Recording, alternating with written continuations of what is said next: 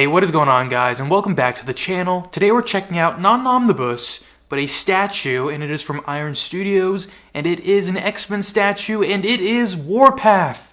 So without further ado, let's take a look at this statue.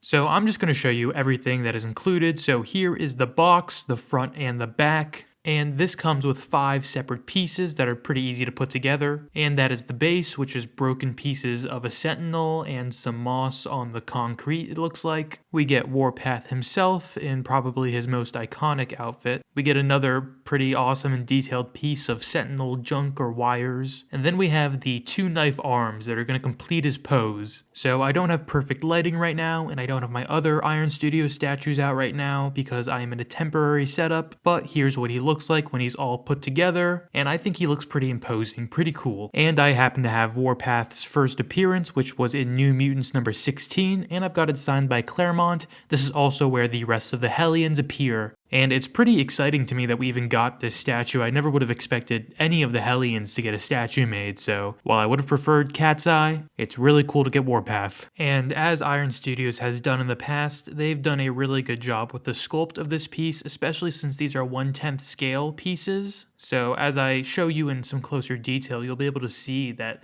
they put so much texture on these pieces. His costume looks phenomenal. There's raised textures in just the right places. It looks real. And even things like his arms, we can see the veins in it, which is a nice detail to add. Not to mention, all of these Iron Studios X-Men pieces are meant to be during this giant Sentinel battle at the mansion. So I love that he's standing on just dismantled Sentinel, and I love how detailed that is too. I mean, you can see they use a variety of different types of textures here, and it really makes it pop, and it shows that there's a lot of love that was put into this statue. And sometimes at this price point, you'll find a lot of these statue manufacturers like to cut corners and cheapen out on certain things like the props or accessories or weapons. But in this instance, I think the knives also look really, really good. They're huge and they look awesome. And he's just generally got such a cool design. I mean, he's got like bowie knives going on. He's got the eagle on his chest, his belt buckle. The uniform's colors pop really nicely and are meant to honor the legacy of Thunderbird, who died fighting alongside the X-Men team that was premiered in Giant Size X-Men. So considering all that, actually, I do understand why he was picked amongst the Hellions to be created as a statue.